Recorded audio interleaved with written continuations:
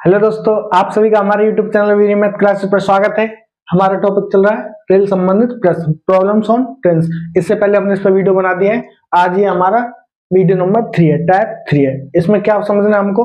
Video start करने से पहले आपसे एक बार कहना चाहूंगा, अगर आप चैनल पर पहली बार आए हैं तो चैनल को सब्सक्राइब करें, बेल आइकन दबा दें, जिससे कि जो भी वीडियो हम डालें उसका नोटिफिकेशन आपको मिल जाए। तो स्टार्ट करते हैं। चलो, तो आज हम पढ़ेंगे कि एक ट्रेन एक चलते हुए व्यक्ति को क्रॉस कर रही है।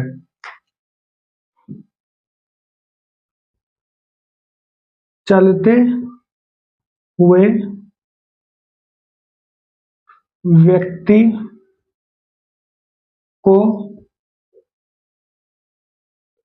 पार करती ट्रेन। ठीक है, इसमें दो कंडीशन रहेंगी हमारी। देखो, एक कंडीशन तो रहेगी व्यक्ति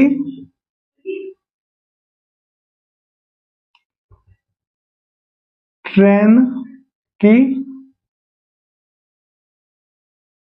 दिशा में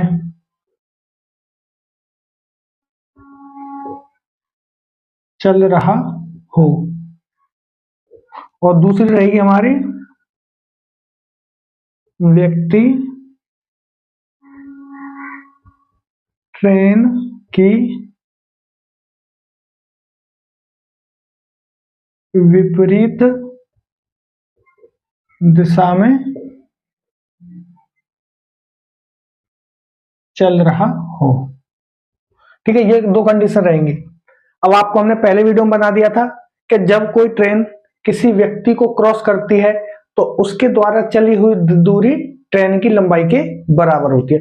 जब कोई ट्रेन किसी व्यक्ति को क्रॉस करती है तो ट्रेन द्वारा व्यक्ति को क्रॉस करने में चली दूरी ट्रेन की लंबाई के बराबर होती है। अब एक चीज देखो आप, ये एक व्यक्ति है, ठीक है, ये हमारा एक व्यक्ति है, ये इस दिशा में आ रहा है x किलोमीटर प्रति आवर की स्पीड से, और ये एक ट्रेन है हमारी, ये हमारी ट्रेन है, ये हमारी, इसकी लंबाई कितनी है y मीटर। ट्रेन की लंबाई कितनी है y, तो उसमें दिया हुआ है। ट्रेन की लंबाई मान लो आप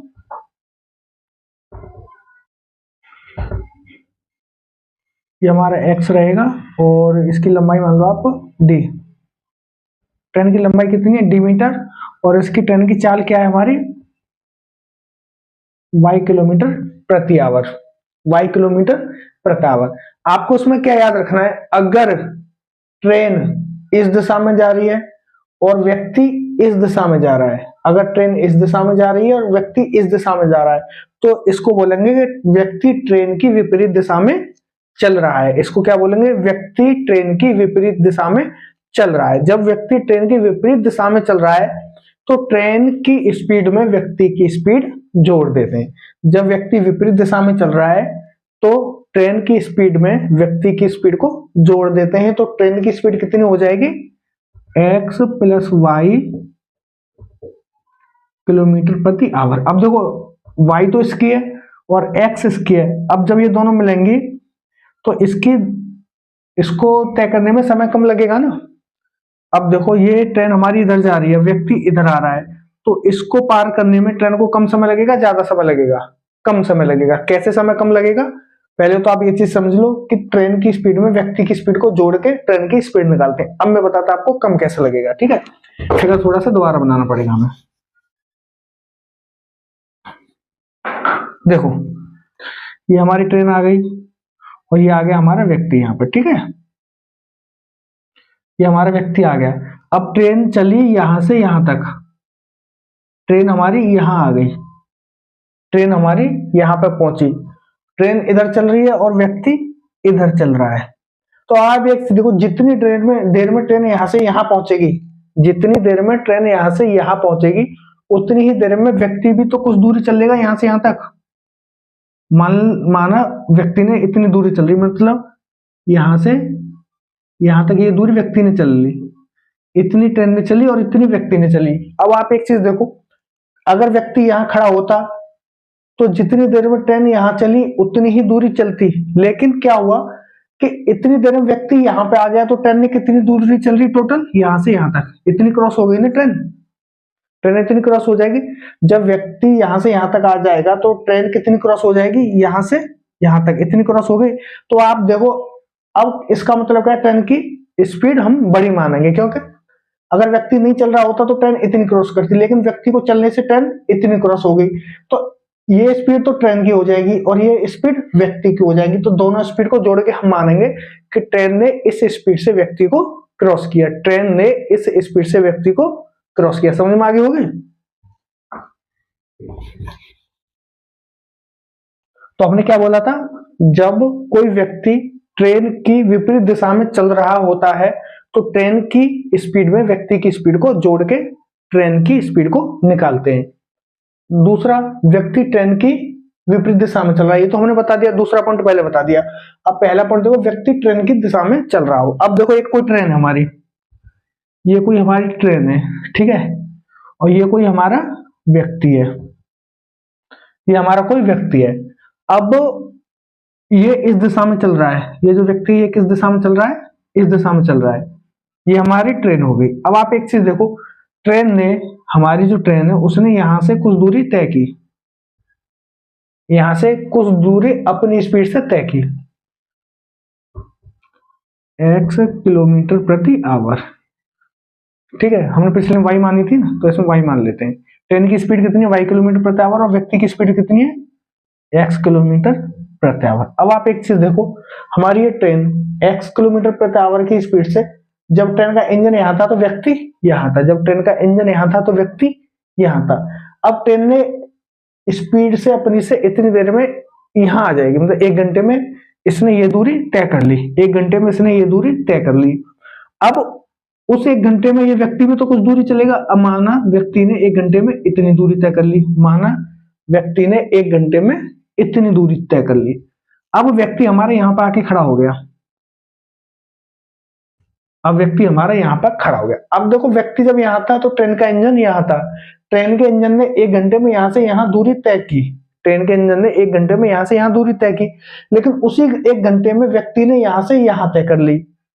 अब बताओ कि ट्रेन ने कितनी दूरी क्रॉस की होगी। अब ट्रेन की जो दूरी मानेंगे हम, क्या मानेंगे, माना ट्रेन यहां से इतनी दूरी ही तो क्रॉस करेगी, क्योंकि व्यक्ति तो यहां पर आके खड़ा हो गया इतनी देर में।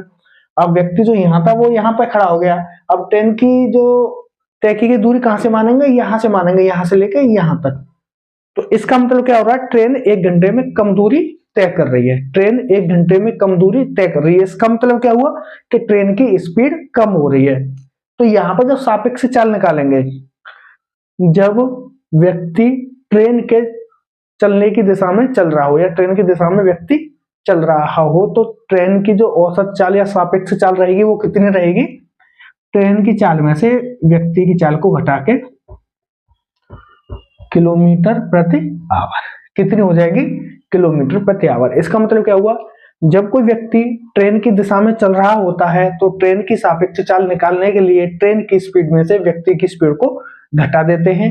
दूसरा, जब कोई व्यक्ति ट्रेन की दिशा के विपरीत दिशा में चल रहा होता है तो ट्रेन की औसत चाल या सापेक्ष चाल निकालने के लिए व्यक्ति की चाल को ट्रेन की चाल में जोड़ के ट्रेन की सापेक्ष चाल निकालते हैं। ये चीज आप याद रखना, ये मैंने आपको बता ही दिया, ठीक है।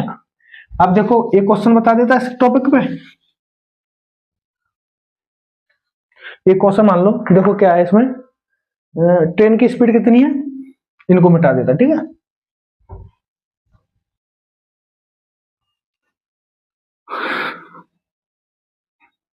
देखो, ट्रेन की स्पीड दी हुई है हमें, ट्रेन की चाल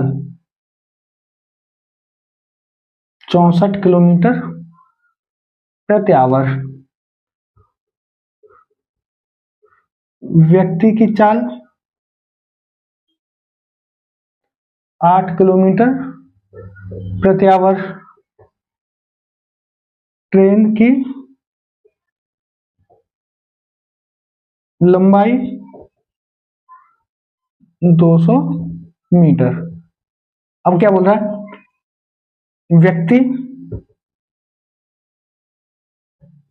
की दिशा ट्रेन के विपरीत है, ट्रेन के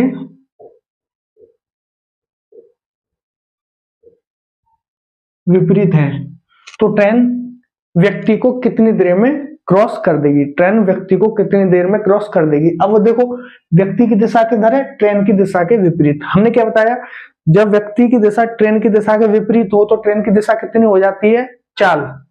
जब व्यक्ति की चलने की दिशा ट्रेन के चलने की दिशा के विपरीत हो तो ट्रेन की चाल कितनी हो जाती है, स्पीड कितनी हो जाएगी, ट्रेन की चाल कितनी हो जाएगी, इन दोनों को जोड़ देंगे।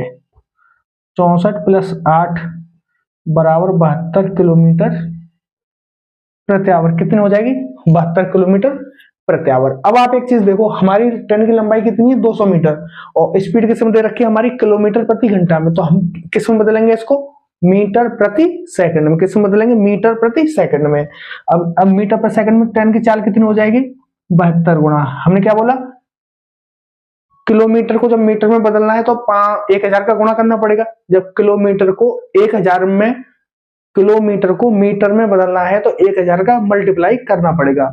जिधर 1000 का मल्टीप्लाई होगा तो हमारा आंसर इसमें कितने का करेंगे, 5/18 है। 1000 का मल्टीप्लाई करते हैं तो 5 ऊपर लिखते हैं, ठीक है। तो कितना आ जाएगा हमारा, 4 × 5 बराबर 20 मीटर प्रति सेकंड। अब 20 मीटर प्रति सेकंड आ गई ट्रेन की चाल। अब 200 मीटर दूरी तय करनी है, व्यक्ति है, जब व्यक्ति को क्रॉस करती है तो ट्रेन कितनी दूरी चलती है, अपनी लंबाई के बराबर। तो इस दूरी को तय करने में समय कितना लगेगा, व्यक्ति को क्रॉस करने में समय कितना लगेगा, बराबर 20, 10 सेकंड। कितना समय लगेगा, 10 सेकंड, 200/20। आपका क्लियर हो रहा होगा, अच्छे से क्लियर हो रहा होगा। एक बार में समझ में नहीं आता है तो वीडियो को आप बैक करके दोबारा देख लेना। YouTube का ये तो फायदा होता है कि बार-बार बताना नहीं पड़ता, एक बार बता दो तो अगर एक बार में समझ में नहीं आता तो उसी चीज को दोबारा आप बैक करके देख सकते हो। अब ये तो हो गया ट्रेन के विपरीत दिशा में व्यक्ति चल रहा है। अब देखो एक स्पीड ऑफ दे रखी है, देखो ट्रेन की चाल कितनी हमारी, 80 किलोमीटर प्रति आवर। व्यक्ति की चाल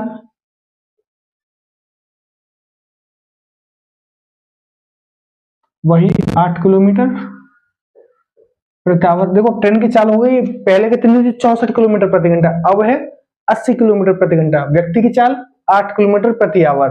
ट्रेन की लंबाई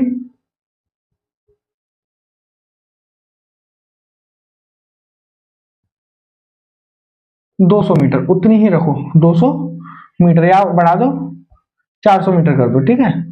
ट्रेन की लंबाई कितनी हमारी, 400 मीटर। व्यक्ति ट्रेन के चलने की दिशा में चल रहा है, व्यक्ति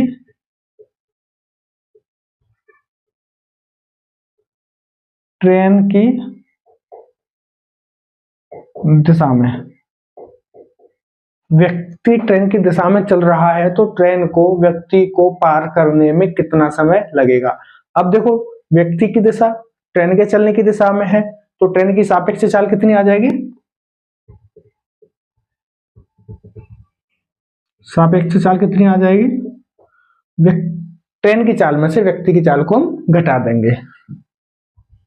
80 - 8 बराबर 72 किलोमीटर प्रति आवर। अब ये किलोमीटर प्रति आवर है, दूरी हमारी मीटर में दी है तो उसको मीटर पर सेकंड में बदल लो। कितना आ जाएगा हमारा, 72 × 5/18। कितना आ जाएगा, 20 मीटर प्रति सेकंड। अब 20 मीटर प्रति सेकंड की चाल से ट्रेन चलेगी और कितनी दूरी तय करेगी, 400 मीटर, क्योंकि व्यक्ति है। अब 400 मीटर की दूरी करने में समय कितना लगेगा, यहां लगेगा, लिख दो, मैं नीचे लिख देते हैं।